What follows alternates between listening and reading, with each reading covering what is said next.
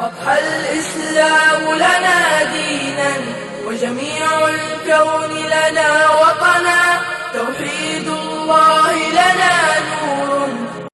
کتنی بڑی اہم بات ہے، کتنی عظیم گواہی ہے. ہماری گواہی رب ذوالجلال کے دربار میں فرشتے لے کر پیش کریں کہ جب ہم ان کے پاس گئے تو یہ نماز میں تھے، اور جب ہم واپس آئے تو یہ نماز میں، وہ اسی صورت میں ہوگا جب ہم یہ اہتمام کریں گے، ہم یہ کوشش کریں گے، نماز بجماعت ادا کرنے کی کوشش کریں گے، مسجدوں میں حاضر ہونے کی کوشش کریں گے، تو فرشتے گواہی دیں گے رب ذوالجلال کے دربار میں. تو دو فرشتے مقرر ہیں جو دن میں انسان کے ساتھ رہتے ہیں، دو فرشتے مقرر ہیں جو رات میں انسان کے ساتھ رہتے ہیں. وہ فرشتے ان کو حیا آتی ہے جب انسان گناہ کرتا ہے، معصیت کرتا ہے، نافرمانی کرتا ہے. اللہ کے رسول صلی اللہ علیہ وسلم نے ایک موقع پر ارشاد فرمایا کہ جب تم میں سے کوئی آدمی مسجد میں آئے، جب تم میں سے کوئی آدمی پیاز یا تھوم استعمال کرے، تھوم اور پیاز یہ حلال چیزیں ہیں، کھانا حلال ہے، لیکن ان کو پکا کر کھانا ہے تاکہ بدبو نہ آئے، سمیل نہ آئے، مشک نہ آئے. اللہ کے رسول صلی اللہ علیہ وسلم نے ارشاد فرمایا فَإِنَّ الْمَلَائِكَةَ تَتَعَزَّى مِمَّا يَتَعَزَّى مِنْهُ الْإِنسُ. جن چیزوں سے انسانوں کو ایذا پہنچتی ہے، تکلیف پہنچتی ہے، ان چیزوں سے فرشتوں کو تکلیف پہنچتی ہے. اور فرمایا جب تم میں سے کوئی پیاز یا تھوم استعمال کرے فلا یقربن مسجدنا، مسجد میں نہ آئے، کیونکہ اس کی زبان سے، اس کے منہ سے بدبو آئے گی اور اس سے فرشتوں کو تکلیف پہنچتی ہے. جب حلال چیزوں کو استعمال کرنے پر یہ پابندی ہے تو بہت سارے ساتھی آج یہ فیشن بن گیا، رواج بن گیا ہے، حرام چیزیں استعمال کرتے ہیں اور بدبو آتی ہے، سمیل آتی ہے، دور دور تک قریب نہیں کھڑے ہوا جاتا. نماز میں اگر کبھی کوئی ساتھی کھڑا ہو گیا، بیڑی پینے والے، سگریٹ پینے والے، نسوار اور تمباکو کھانے والے، نماز میں کھڑا نہیں ہوا جاتا. دوستوں اور بزرگوں، حیا کرنا ہے، اس چیز سے حیا کرنا ہے. فرشتے ہمارے خلاف جا کر رپورٹ بھی درج کروائیں گے اور ہمارے خلاف شکایت بھی کریں گے. تو عرض کرنے کا مقصد یہ، ملائکہ کی ذمہ داریاں ہیں، ان ذمہ داریوں میں ایک فرشتہ روح قبض کرنے پر مقرر کیا گیا ہے. اللہ تعالیٰ ارشاد فرماتا ہے قُلْ يَتَوَفَّاكُمْ مَلَكُ الْمَوْتِ الَّذِي وُكِّلَ بِكُمْ ثُمَّ إِلَىٰ رَبِّكُمْ تُرْجَعُونَ. فرمایا تمہاری روح قبض کرے گا وہ فرشتہ جو اس کام پر مقرر کیا گیا ہے، پھر تم اپنے رب کی طرف لوٹ کر جانے والے ہو. ہر ایک نے لوٹ کر جانا ہے. فرشتے وہ اعمال کا حساب بنا کر بڑے بڑے دفتر لے کر جائیں گے اور وہ سامنے رکھے جائیں گے. ہمیں کہا جائے گا اپنا یہ دفتر پڑھ لو، اپنا یہ نامہ اعمال پڑھو. اس لیے ہمیں چاہیے کہ نامہ اعمال میں ہم اچھی چیزیں لکھائیں. ہمارے نامہ اعمال میں لکھا جائے سبحان اللہ، لکھا جائے الحمدللہ، لکھا جائے لا الہ الا اللہ، اللہ اکبر لکھا جائے، لا حول ولا قوت الا باللہ لکھا جائے. صحیح حدیث ہے، اللہ کے رسول صلی اللہ علیہ وسلم کا ارشاد گرامی ہے. امام بخاری رحمہ اللہ نے بخاری شریف میں 2 جگہ اس حدیث کو بیان کیا. فرمایا کلمتان حبیبتان الی الرحمن ثقیلتان فی المیزان اور خفیفتان علی اللسان سبحان اللہ وبحمدہ سبحان اللہ العظیم. 2 کلمے ہیں، اللہ کو نہایت پسندیدہ ہیں، زبان سے ادائیگی میں نہایت آسان ہیں، اور قیامت کے دن نامہ اعمال میں، ترازو میں نہایت وزنی ہوں گے. بہت بڑا نیکیوں کے پلڑے میں ان کا وزن ہوگا.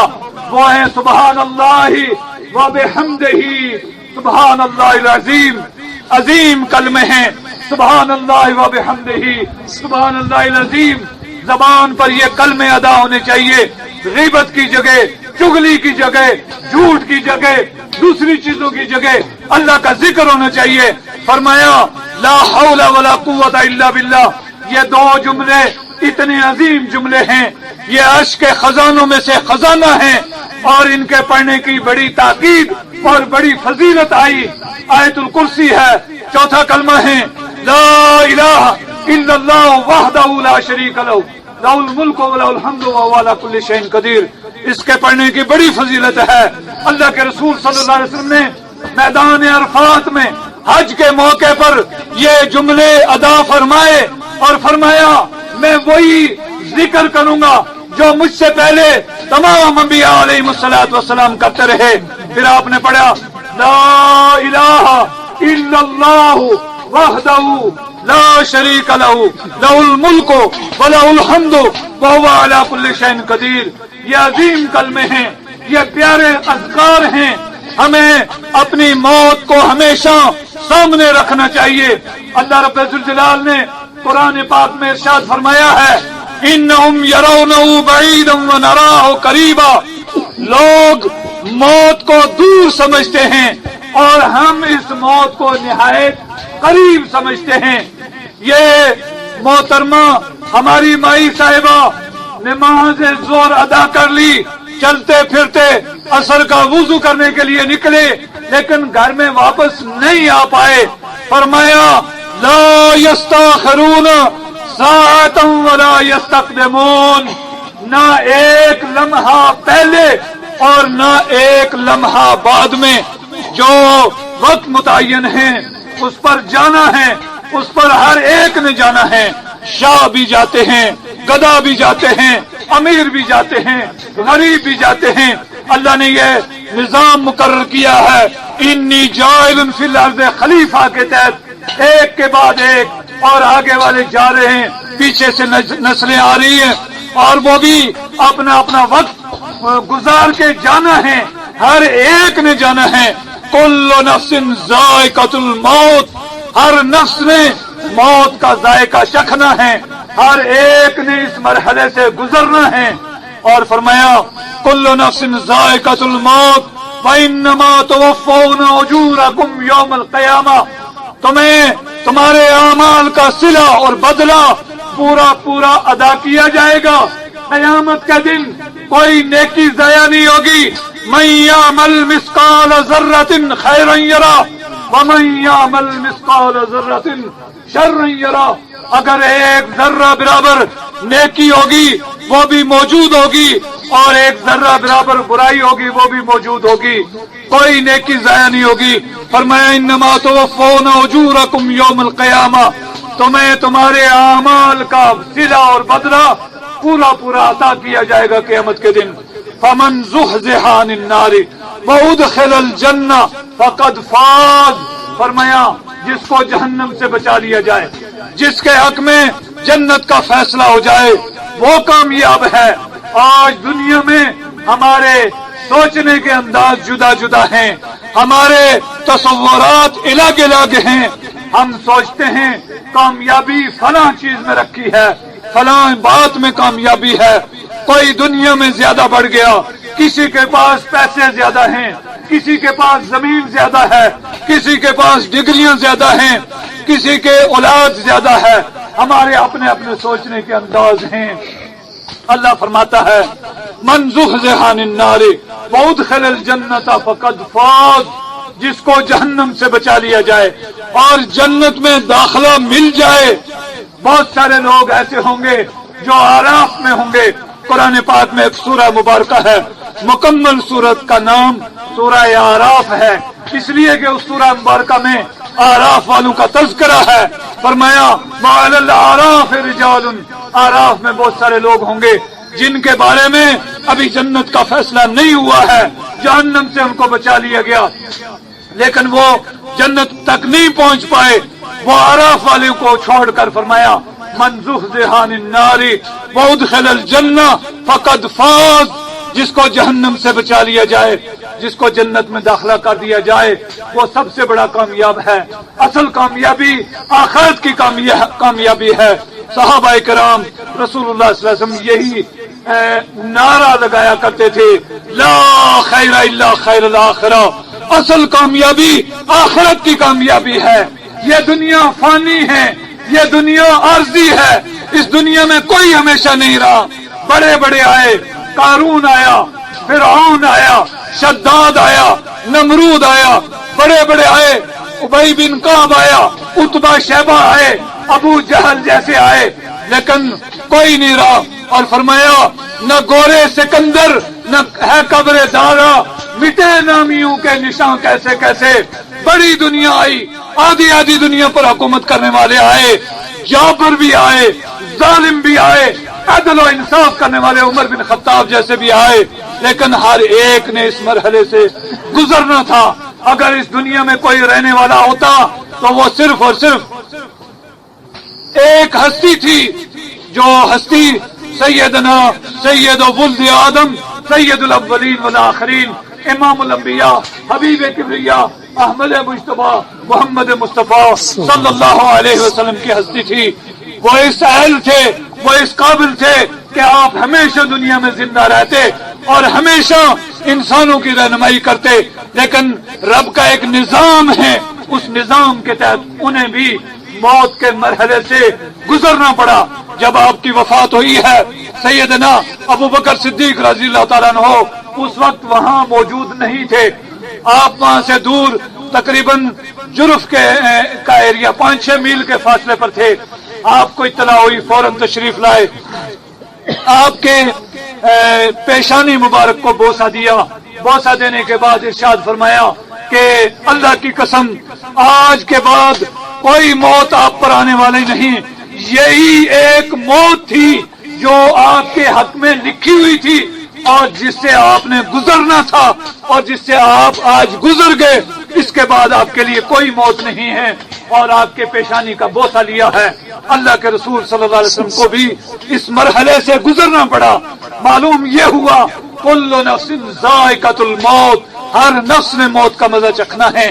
ہم میں سے ہر ایک نے جانا ہے، کوئی 80 سال میں جاتا ہے، کوئی 8 دن میں چلا جاتا ہے، کوئی 10 دن میں چلا جاتا ہے۔ منکم من یتوفی من قبل، اللہ فرماتا ہے ایسا بھی ہوا ہے بتیرے بچے روح ان کی پہلے قبض ہو جاتی ہے، دنیا میں آنکھ کھولنے سے پہلے ماں کے پیٹ میں ہی چلے جاتے ہیں۔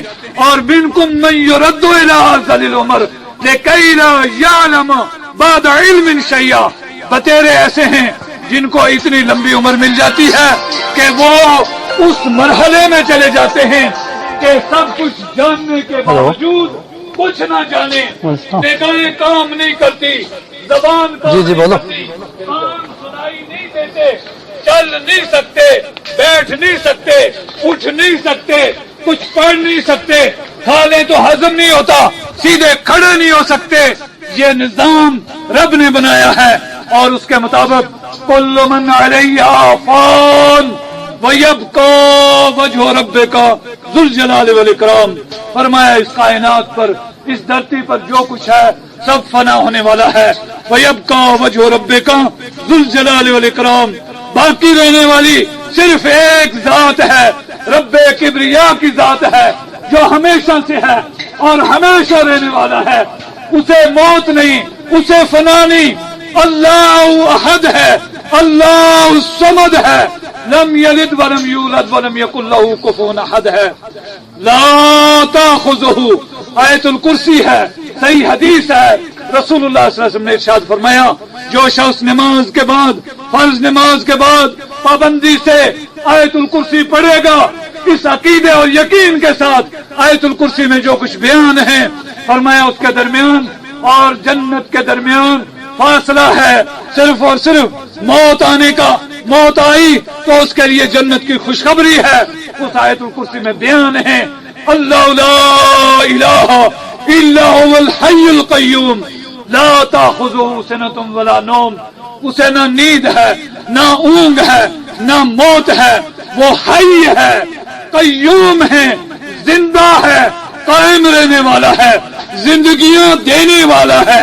کائنات میں جس کے پاس زندگی ہے، حیات ہے، وہ اسی کی عطا ہے، اسی کی عطا کردہ ہے، اور جس کو قیام ہے یا دوام ہے یا زمین ہے یا آسمان ہے، سورج چاند ستارے ہیں، عرش و فرش ہیں، یہ اگر ٹھہرے ہوئے ہیں اسی کے حکم سے، اسی کے امر سے، لا تاخذہ سنۃ ولا نوم، نہ وہاں نیند ہے نہ اونگ ہے، لہ ما فی السماوات وما فی الارض، زمین و آسمان میں جو کچھ ہے سب اسی کا ہے. خلقن ملکن عبیدن، تخلیق اسی کی ہے، پیدا اسی نے کیا ہے. اس کے علاوہ کائنات میں ایک مچھر بھی کسی اور نے پیدا نہیں کیا. اور اس نے قرآن پاک میں اللہ رب ذوالجلال نے چیلنج بھی کیا ہے کہ اگر اللہ کے علاوہ کسی اور میں طاقت ہے، آؤ ایک مرے ہوئے مچھر کو دوبارہ زندہ کر دو. بنانا، روح ڈالنا، روح پھونکنا دور کی بات ہے. ایک مچھر مرے ہوئے مچھر کو دوبارہ زندہ کر دو. ساری کائنات کے سارے انسان، سارے بڑے چھوٹے لگے رہیں، ایک مچھر مرے ہوئے کو دوبارہ زندہ نہیں کر سکتے. فرمایا وَإِن يَسْلُبْهُمُ الذُّبَابُ شَيْئًا لَا يَسْتَنْقِذُوهُ مِنْهُ ضَعْفَ الطَّالِبِ وَالْمَطْلُوبِ. پیدا کرنا، روح ڈالنا دور کی بات ہے. اگر کوئی مچھر کسی بڑے کے سامنے سے کھانے میں سے کوئی چیز اٹھا لے جائے، مچھر اٹھا کر کتنا لے جاتا ہے، وہ ہم بغیر دوربین کے ہمیں نظر بھی نہیں آئے گا. لا یستنقذوہ منہ، فرمایا واپس چھین نہیں سکتے، واپس لے نہیں سکتے اس سے. کتنے کمزور ہیں یہ ماننے والے، یہ مانگنے والے، یہ دعویٰ کرنے والے، یہ سارے کے سارے ضعف الطالب والمطلوب، طالب و مطلوب سارے کے سارے کمزور ہیں. خلقن، ساری کائنات کو پیدا اللہ نے کیا. ملکن، ساری کائنات اللہ کی ملکیت ہے، اصل ملکیت اللہ کی ہے. میں کبھی کبھی وہاں بات کرتا ہوں جہاں ہم نے سنکوٹ مسجد بنائی ہے، آج سے 50 سال پہلے کس کی ملکیت تھی؟ یہ سنکوٹ میں سینکڑوں مکان بنے ہوئے ہیں. 100 سال نہیں، 50 سال، 30 سال، 20 سال پہلے کن کی ملکیت تھی؟ آج کن کی ملکیت ہے؟ 150 سال بعد کن کی ملکیت ہوگی؟ یہ زمین جہاں ہم کھڑے ہیں آج کس کی ملکیت ہے؟ 150 سال پہلے کس کی تھی؟ 150 سال بعد کس کی ہوگی؟ کسی کو پتہ نہیں. اصل مالک کون ہے؟ للہ میراث السماوات والارض، زمین و آسمان کی اصل ملکیت اللہ ہی کی ملکیت ہے. اس لیے کہ زمین و آسمان اصل میں پیدا اسی نے کیے ہیں، اور سارے کے سارے بندہ اور غلام بھی اسی کے ہیں. طوعاً و کرہن، فرمایا وَلِلَّهِ يَسْجُدُ مَنْ فِي السَّمَاوَاتِ وَمَنْ فِي الْأَرْضِ وَالشَّمْسُ وَالْقَمَرُ وَالنُّجُومُ وَالْجِبَالُ وَالشَّجَرُ وَالدَّوَابُ وَكَثِيرٌ مِّنَ النَّاسِ وَكَثِيرٌ حَقَّ عَلَيْهِمُ الضَّلَالَةُ. فرمایا یہ زمین، یہ آسمان، یہ سورج، یہ چاند، یہ ستارے، یہ سارے کے سارے اللہ ہی کے سامنے سجدہ کرتے ہیں. یہ درخت میں نظر آ رہے، یہ اللہ کے حکم کے تابع فرمان کھڑے ہیں. یہ حجر و شجر ہمارے سامنے گویا نہیں ہے، ہم ان کی زبان نہیں جانتے، ہمیں آواز نہیں آتی، لیکن اللہ فرماتا ہے یسبح للہ ما فی السماوات و ما فی الارض.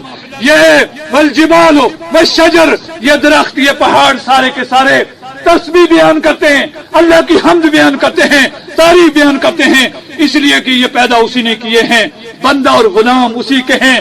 اور فرمایا یہ انسان، آدھے انسان سجدہ کرتے ہیں. وَكَثِيرٌ حَقَّ عَلَيْهِ الضَّلَالَةُ، بتیرے انسان ہیں، روگردانی کرتے ہیں، نافرمانی کرتے ہیں، آذان سنتے ہیں، سر سجود نہیں جھکاتے، رب کے سامنے سجدہ ریز نہیں ہوتے. کسی درخت کے بارے میں، کسی پتھر کے بارے میں، سورج اور چاند اور ستاروں کے بارے میں یہ نہیں کہا، بلکہ انسانوں کے ذکر میں استثناء فرمایا. وَكَثِيرٌ حَقَّ عَلَيْهِ الضَّلَالَةُ، بتیرے انسان ہیں جو رب کے سامنے سر بسجود نہیں ہوتے ہیں، ورنہ ہر چیز اس کی حمد و ثنا بیان کرتی ہے. خلقن ملکن عبیدن، سارے کے سارے اسی کے ہیں. لا تأخذه سنة ولا نوم له ما في السماوات وما في الارض من ذا الذي يشفع عنده الا باذنه. فرمایا کون ہے جسے یہ جرأت ہو، جسے یہ تھاٹی ہو، جو یہ ہمت کر سکے کہ اس کے سامنے سفارش کرے گا، الا باذنه، مگر اس کے اذن سے، اس کی اجازت سے. اور میں یہ شفاعت کا معاملہ واضح کرنا چاہتا ہوں، ابھی ٹائم ہے تقریباً 12-13 منٹ میں انشاءاللہ میں اس مسئلے کو واضح کرنا چاہوں گا. اور یہ ضرورت ہے آج کی کہ شفاعت کے سلسلے میں ہمارا عقیدہ وہ ہونا چاہیے جو قرآن کا عقیدہ ہے، جو محمد الرسول اللہ کے فرمان کا عقیدہ ہے. ہر ایک سفارش نہیں کرے گا. فرمایا من ذا الذی یشفع عنده الا باذنہ، اذن کے بغیر، اللہ کی اجازت کے بغیر کوئی سفارش نہیں کر سکے گا. اجازت کس کو ملے گی؟ آپ تھوڑا رستہ چھوڑ دیں، وہ تختے والے آ رہے ہیں، تھوڑا سا. اجازت کس کو ملے گی؟ وہ ملے گی حضرت محمد الرسول اللہ صلی اللہ علیہ وسلم کو. سارے کے سارے بلند آواز سے درود شریف پڑھیں, درود ابراہیمی. اللہم صلی علی محمد وعلی آل محمد کما صلیت علی ابراہیم وعلی آل ابراہیم انک حمید مجید. اللہم بارک علی محمد وعلی آل محمد کما بارکت علی ابراہیم وعلی آل ابراہیم انک حمید مجید. صحیح حدیث ہے, محمد رسول اللہ صلی اللہ علیہ وسلم نے ارشاد فرمایا, قیامت کا دن ہوگا, میدان حشر قائم ہوگا, لوگ پسینے میں ڈوبے ہوئے ہوں گے, کوئی اپنی کمر تک, کوئی کندھے تک, کوئی کانوں کی لو تک, کوئی گھٹنے اور ٹخنے تک پسینے میں لوگ ڈوبے ہوئے ہوں گے. کام کرنے والے کام کریں, آپ لوگ بیٹھے رہیں, شور مت کریں. لوگ پسینے میں ڈوبے ہوں گے اور یہ چاہیں گے کہ حساب و کتاب شروع کیا جائے. ہم جس حالت میں ہیں اس حالت میں بے انتہا عاجز آ چکے ہیں, تنگ آ چکے ہیں. لوگ یہ کوشش کریں گے کس کے پاس چلیں. اللہ ان کے دل میں یہ بات ڈالے گا کہ چلو آدم کے پاس چلیں جو ابو البشر ہیں, سارے انسانوں کے باپ ہیں. چنانچہ لوگ آدم علیہ السلام کے پاس جائیں گے, جا کر کہیں گے آپ اللہ کے بندے ہیں, اللہ نے آپ کو پیدا کیا ہے, اللہ کے خلیفہ ہیں, اللہ نے آپ کو نوازا ہے, آپ اللہ رب ذوالجلال کے دربار میں چلیں اور سفارش کریں کہ حساب و کتاب شروع ہو. حساب و کتاب شروع ہونے سے پہلے کا یہ مرحلہ ہے. آدم علیہ السلام انکار کریں گے, آج میں اس پوزیشن میں نہیں ہوں کہ میں رب ذوالجلال کے سامنے سفارش کروں. میں نے رب کے ایک حکم کی خلاف ورزی کی تھی. مجھے حکم دیا گیا تھا لا تقربا هذه الشجرة فتكونا من الظالمین, اس درخت کے قریب نہیں جانا. مجھ سے غلطی سرزد ہوئی, آج میں شرمندہ ہوں. میں یہ طاقت نہیں رکھتا کہ میں رب کے سامنے جاؤں اور جا کر سفارش کروں. کسی اور کے پاس جاؤ, جاؤ نوح کے پاس جاؤ. حضرت نوح علیہ السلام کے پاس آئیں گے. میں بہت مختصر کروں گا. نوح علیہ السلام کو ان کی عظمت, ان کی جلالت, ان کی شان, ان کی رفعت دکھانے کے بعد, یاد کروانے کے بعد لوگ کہیں گے آپ چلیے سفارش کیجئے. حضرت نوح علیہ السلام معذرت کریں گے اور معذرت میں یہ فرمائیں گے کہ میں نے اپنے اس بیٹے کے بارے میں دعا کی تھی جو مجھے نہیں کرنا چاہیے تھی. لا تسل ما ليس لك به علم انی اعوذک ان تکون من الجاہلین. لہذا آج رب کے دربار میں, رب کے جلال میں, رب کی شان میں حاضر ہونے کی جرت نوح علیہ السلام نہیں کر رہے. 950 سال تبلیغ کرنے والے رب کے پیغمبر, رب کے ذی شان ذی مقام شخصیت ہیں, لیکن سفارش کرنے سے معذرت کریں گے, کہیں گے کسی اور کے پاس جاؤ. لوگ حضرت ابراہیم علیہ السلام کے پاس آئیں گے. ابراہیم خلیل اللہ ہیں, رب کے نام پر ابراہیم نے بڑی بڑی قربانیاں کی ہیں. ہماری حالت یہ ہوتی ہے ایک ٹوٹا ہوا تھپڑ اور چھتر بھی ہم رب کے نام پر دینے کے لیے, پرانے کپڑے رب کے نام پر دینے کے لیے, 10 20 50 روپے رب کے نام پر دینے کے لیے, کوئی شہر رب کے نام پر دینے کے لیے تیار نہیں ہوتے.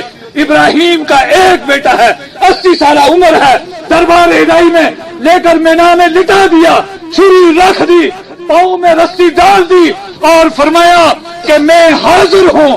رب نے جہاں جہاں ابراہیم سے جو قربانی مانگی ابراہیم نے وہ قربانی پیش کی, لیکن اس کے باوجود معذرت کریں گے. آج میری یہ پوزیشن نہیں ہے کہ میں رب ذوالجلال کے دربار میں جاؤں, سفارش کے لیے کہوں کسی اور کے پاس جاؤ. لوگ آئیں گے حضرت موسیٰ کلیم اللہ کے پاس آئیں گے. کلیم اللہ ہیں, اللہ نے اپنی مخلوق میں 3 آدمیوں سے بات کی ہے, براہ راست کلام کیا ہے. حضرت آدم علیہ السلام سے کیا ہے, حضرت محمد الرسول اللہ کو یہ شرف حاصل ہے, حضرت موسیٰ علیہ السلام کو یہ شرف حاصل ہے. زمین پر سے رب سے براہ راست کلام فرمانے والے سفارش سے معذرت کریں گے. آج میں اس پوزیشن میں نہیں ہوں کہ میں سفارش کروں. جاؤ کسی اور کے پاس جاؤ, عیسیٰ کے پاس جاؤ. لوگ حضرت عیسیٰ علیہ السلام کے پاس آئیں گے. حالانکہ نظام یہ ہونا چاہیے تھا سارے لوگ پہلے ہی محمد رسول اللہ کے پاس آ جاتے, لیکن یہاں محمد رسول اللہ کی شان واضح کرنی ہے, شان بلند کرنی ہے, آپ کے مقام کی پہچان کروانی ہے کہ یہاں نہ آدم کی چلتی ہے, نہ نوح کی چلتی ہے, نہ ابراہیم کی چلے گی, نہ موسیٰ اور عیسیٰ کی چلے گی. یہاں چلے گی تو محمد رسول اللہ کی چلے گی. آپ رب ذوالجلال کے دربار میں حاضر ہوں گے, مقام محمود پر پہنچیں گے اور سربہ سجود ہوں گے. پگڑے ڈال کر نہیں, ڈانس کر کے نہیں بلکہ سجدہ ریز ہو کر فرمایا میں اتنا ٹائم سجدہ ریز رہوں گا، رب جانتا ہے کتنا ٹائم اور کیا پڑھنا ہے سجدے میں، وہ اسی وقت اللہ بتائے گا۔ وہ سجدے کی تسبیحات پڑھتے پڑھتے جب ٹائم گزر جائے گا اللہ کی طرف سے یہ اعلان آئے گا، یا محمد ارفع راسک سل توتا اشفا تشفا، اے محبوب سر اٹھائیے، مانگیے، جو مانگنا ہے آپ مانگیے، وہ دیا جائے گا، آپ سفارش کیجئے، آپ کی سفارش قبول کی جائے گی۔ چنانچہ اللہ کے رسول صلی اللہ علیہ وسلم سر اٹھائیں گے، رب کی تعریف بیان کریں گے اور یہ گزارش کریں گے، اے اللہ حساب و کتاب شروع کیا جائے، سفارش شفاعت کبریٰ ہے، اس کے بعد بھی 4 درجے ہیں شفاعت کے جو صرف اور صرف حاصل ہیں حضرت محمد رسول اللہ کو، اور آپ کے بعد یہ جو آیت کریمہ میں من ذا الذی یشفع عنده الا باذنہ، اس کی تفسیر میں عرض کرنا چاہتا تھا، وقت نہیں رہا۔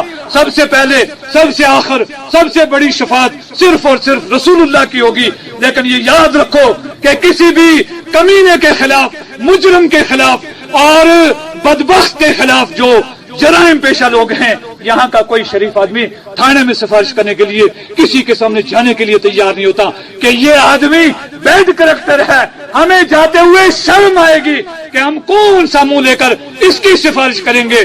رسول اللہ بھی شفاعت کریں گے، حد متعین ہوگی کون صفات کا مستحق ہے۔ سب سے پہلے ایک کیٹیگری کلیئر ہو جائے گی، ان کے حق میں نہ سفارش ہوگی نہ قبول کی جائے گی، وہ مشرک ہیں۔ شرک سے بچو، اللہ تعالیٰ ہمیں شرک سے بچائے۔ ربنا تقبل منا انک انت السمیع العلیم وتب علینا انک انت التواب الرحیم۔ رب ذوالجلال کہنے سننے سے زیادہ عمل کی توفیق عطا فرما۔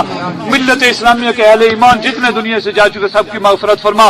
حاضرین مجلس کے جتنے آبا و اجداد ایمان والے دنیا سے جا چکے سب کی مغفرت فرما۔ اس قبرستان میں جو متوفی ہیں اللہ مغفرت فرما۔ یہ تیری بندی تیرے دربار میں حاضر ہو رہی ہیں، رب العالمین آخرت کی ساری منزلیں آسان فرما۔ بشری تقاضوں سے جو بھی غلطیاں سستیاں کوتاہیاں درگزر اور معاف فرما۔ جو زندے ان کو اسلام پر قائم اور دائم رکھ، جب دنیا سے جا کلمہ لا الہ الا اللہ محمد رسول اللہ نصیب فرما۔ اقول قولی ھذا استغفر اللہ لی ولکم ولسائر المسلمین۔ ٹائم طے شدہ ہے اس لیے میں نے بات یہیں چھوڑی ہے، زندگی رہی پھر کبھی بات کریں گے۔